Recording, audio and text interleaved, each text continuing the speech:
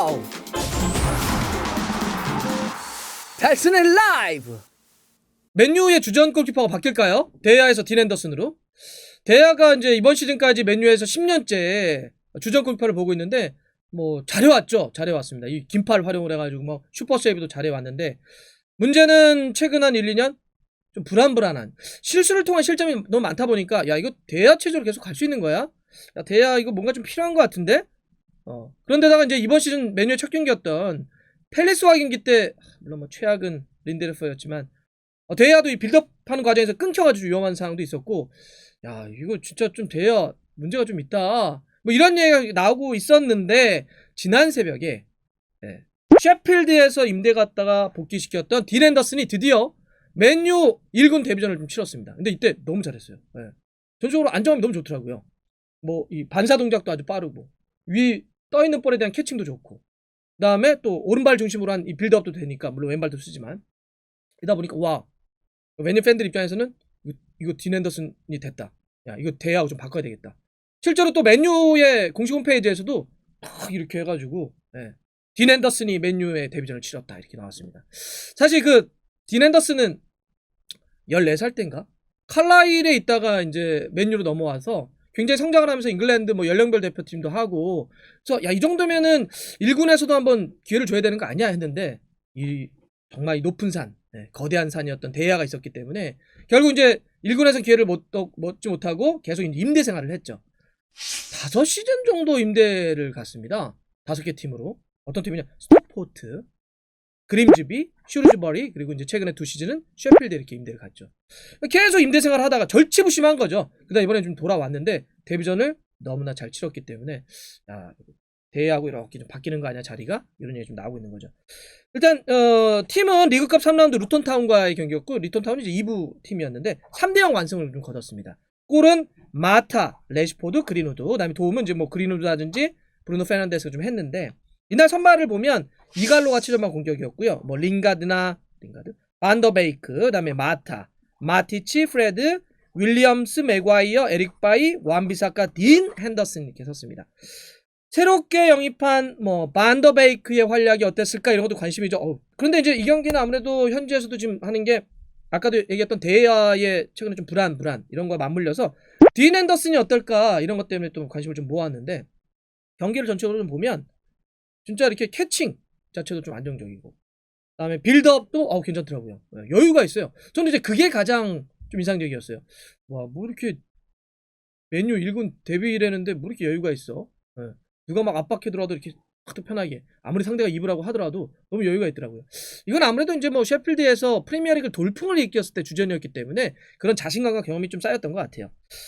그런다가 이제 후반전에는 이제 또 그런 것도 보여줬죠. 수비 범위가 얼마나 넓냐 이런 것도 좀 보여줬는데 앞쪽에서 넓게 떨어지니까 막 과감하게 뛰쳐나와가지고 딱 오른발로 또 길게 처리하는 장면도 있었고 무엇보다 가장 인상적이었던 거는 이제 80분 정도인가요? 조금 지나서 루턴타운의 공격수가 이렇게 딱 그 박스 이쪽 안에서 딱 헤더를 했고 니어 포스트 쪽으로 딱 했는데 그걸 반응해가지고 딘 딱 이렇게 세이브를 해내더라고요.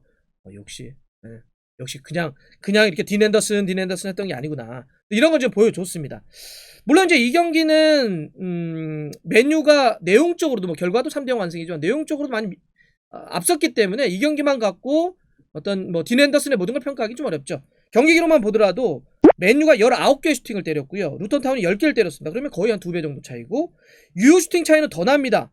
맨유가 12개 유효 슈팅, 루턴타운이 2개를 때렸으니까 확실히 좀 맨유가 많이 앞섰죠. 그러니까 이 경기만 갖고 딘 앤더슨을 얘기할 수는 없지만 그래도 제가 말씀드렸던 것처럼 플레이 전체적으로 안정감도 있고 슈퍼 세이브도 있었고요. 이러기 때문에 정말 내용적으로 정말 좋은 말평가를 받고 있는데 이래서 이렇게 표현도 있더라고요. 딘 앤더슨이 이날 경기를 통해서 맨유 1군 첫 경기를 치렀고 첫 클린시트를 냈고 첫 승리를 이끌었다. 이렇게 좀 표현하면서 정말 잘했다. 그러면서 계속 지금 대야와 맞물려서 이제 그런 분석 기사를 쓰고 있는데 어딘가는 바로 이렇게 썼더라고요. 딘 앤더슨은 대야의 심각한 도전자가 됐다. 이렇게 표현을 썼습니다. 사실 이미 셰필드에서 잘하고 있는 선수를 임대 복귀 시켰다는 건 뭐 사실 그 딘 앤더슨이 다른 팀하고도 연결이 좀 됐었는데 맨유가 아니야. 우린 이제 쓰겠어라고 데려온 거잖아요.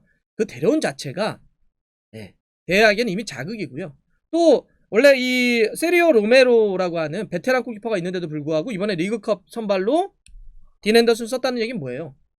넘버 2 최소한 이제 2인자의 자리는 이미 딘 앤더슨이 줬다는 거예요. 그러면 1순위, 2순위 데야와 딘 앤더슨이 딱 붙어 있는 겁니다. 이러기 때문에 이거는 이제 약간 이렇게 오버랩 될 가능성이 있는 거 아니야? 딘 앤더슨이 또 1군 데뷔전 이렇게 잘했는데 그런데다가 이제 아까 말씀드렸던 것처럼 데야가 지난 시즌 그 첼시와의 FA컵이었나요? 마운트에 뭐 그렇게 뭐 강한 슈팅이 아니었는데 그런 걸 좀 미스로 또 실점을 했고 그거 말고도 본머스라든지 뭐 토트넘, 에버튼, 와포드 이런 경기들에서 계속 실수를 통해서 실점을 내줬단 말이죠. 최근 2시즌 동안 실수를 통해서 가장 많은 실점을 내준 프리미어리그 골키퍼가 바로 데야입니다. 이런 좀 불명예를 좀 안고 있죠. 데야는 근래 들어와서 계속 집중력이 떨어져 있고 딘 앤더슨은 셰필드 포함을 해가지고 다시 복귀시켰는데도 첫 경기 잘하고 이러니까 이제는 바꾸자. 당장 바꾸자. 막 이런 얘기 나오고 있습니다. 근데 여러분들은 어떠세요? 저도 이제 뭐 중장기적으로는 딘 앤더슨이 그 데야의 뒤를 바칠 아주 유력한 자원이라고 생각을 합니다. 당장 뛰어도 뭐 크게 문제없을 정도로 좋은 재능이라고 생각을 하는데 그렇다고 해서 당장 바뀔까요? 이 골키퍼라고 하는 포지션이 좀 특수해요. 골키퍼는 혼자서 골문을 막아야 되기도 하지만 수비 라인하고 완전히 연동돼 있어서 여기하고 콜플레이라든지 이런 게 잘 돼야 돼요. 그러니까 한 몸으로 움직이는 개념이기 때문에 골키퍼가 주전 골키퍼 한 번 되는 것도 어렵지만 주전 골키퍼가 되면 한 번 그 밀려나는 것도 쉽지가 않습니다. 바뀌는 것도 쉽지가 않아요. 그만큼. 그러니까 지금 데야를 당장 시즌 이제 시작했고 팰리스와의 프리미어리그 첫 경기 때 데야를 넣었다는 건 일단 데야 체제로 가겠다는 의지입니다. 그러면서 리그컵으로 거기서 이제 딘 앤더슨을 넣었다는 얘기는 계속 붙여서 자연스러운 게 뭔가 이렇게 오버랩이라든지 이런 걸 세대 교체를 가져오겠다는 거고 경기 끝나고 맨유에서 뛰었던 데런 플래처가 이런 얘기를 하는 거예요. 그 맨체스터 이브닝 뉴스와 인터뷰를 하는데 거기서도 물어봐요. 이거 당장 교체가 되겠냐? 딘 앤더슨 잘했고 데야는 좀 자꾸 불안한데 그랬더니 이제 플래처도 그런 얘기를 하죠. 당장은 바뀌지 않는다. 또 그래서도 안 된다. 그건 아까 제가 말씀드렸던 그런 이유도 있을 거고 이거는 자연스러운 세대 교체 자연스러운 주전 교체가 좀 돼야 되는 게 올바르다. 지금 딘 앤더슨을 데려왔고 임대 복귀시켰고 리그컵에서 넣었다는 얘기는 데야에게 충분한 자극을 주려고 하는 거다. 데야가 능력은 있는 선수 아니냐. 그동안 계속 보여줬던 능력이 있는데 데야가 하지만 이제 최근에 2시즌 동안 그렇게 문제가 있던 건 뭐예요? 실수잖아요. 실수 말 그대로. 예. 능력 자체가 없는 게 아니라 실수가 좀 많았다는 얘기는 집중력이 좀 떨어진 거죠. 약간 고인물 같은 느낌이 있었던 것 같아요. 그러니까 누군가는 사실 그 2선발로 막 여기를 자극할 수 있는 선수가 별로 없었잖아요.